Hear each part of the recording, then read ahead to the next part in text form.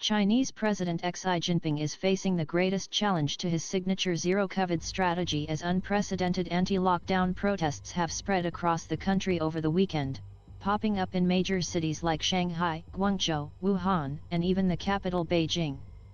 Anger stemming from a deadly apartment fire Thursday night in the far western city of Urumqi in China's Xinjiang region that killed 10, including a 3-year-old child, have brought Chinese citizens out to the streets calling for an end to lockdowns.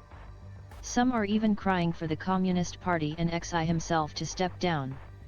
According to local officials, the deadly fire was caused by a faulty power strip that caught fire on the 15th floor of a high-rise apartment, but it took the fire department over 3 hours to put out the flames.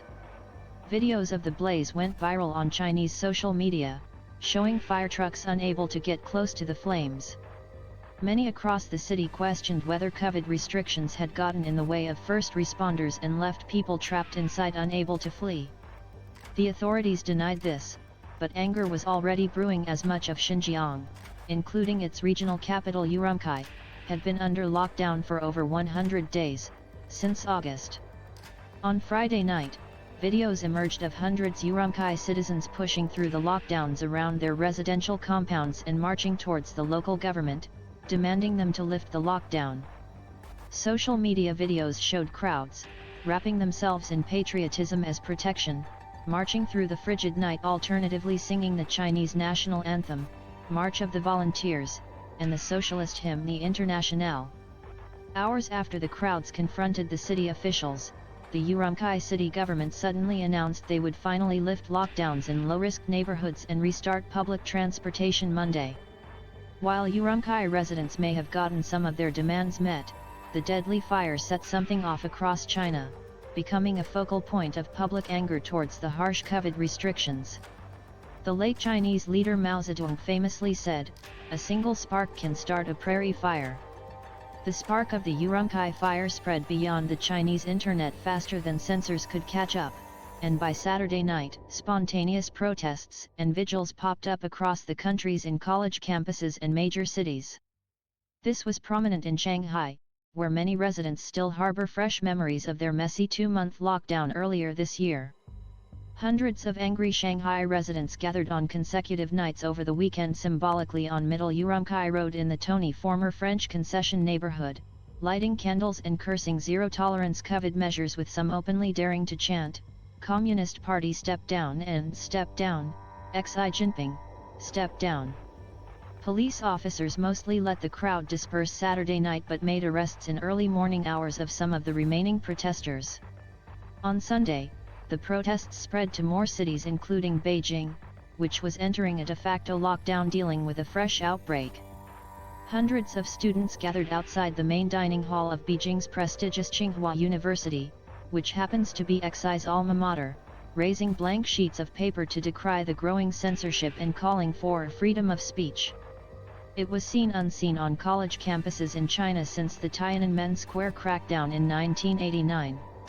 The blank sheet protests were seen again near the Liang-Meiqiao diplomatic district, close to the US and South Korean embassies in Beijing Sunday night, accompanied with cries of "No PCR tests, only freedom."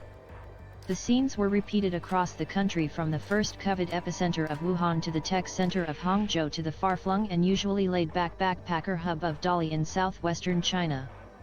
Adding to the national frustration, many across the country have been glued to the Qatar World Cup games on China's state broadcaster, complete with cutaways of the raucous maskless crowds, leading to sarcastic discussions online whether China was not the same planet as Qatar.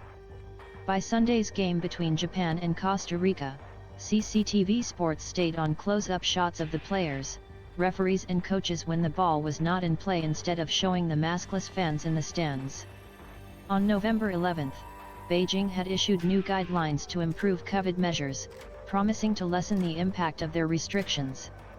It was initially taken to be a signal that Beijing was laying the groundwork to open up. Record outbreaks across the country, however, have snapped many cities shut again.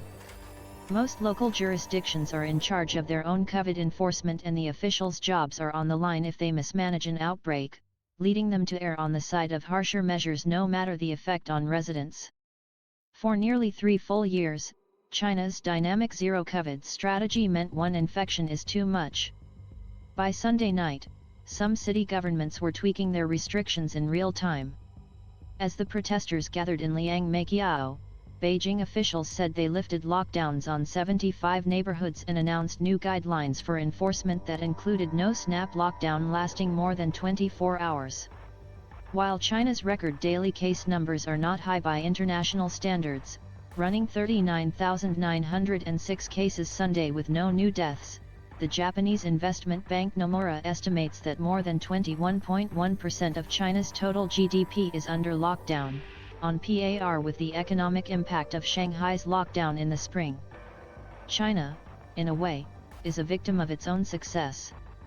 The zero-COVID policy undoubtedly saved lives during the pandemic, with only 5,232 official COVID deaths over nearly 3 years, but has also isolated much of the Chinese population from any type of natural immunity. For Xi Jinping and the Chinese government, it remains a question of which would cause more instability, loosening up and letting a COVID exit wave quickly cause up to hundreds of thousands of deaths and overwhelm the national health system in the very best case scenario presented by some health officials, or tolerate the whack-a-mole of still sporadic and unorganized protests across the country. For a country that spends more on public domestic security than on their military, the answer is still on the side of zero COVID. But as the anger spreads, many believe time may not be on zero COVID's side.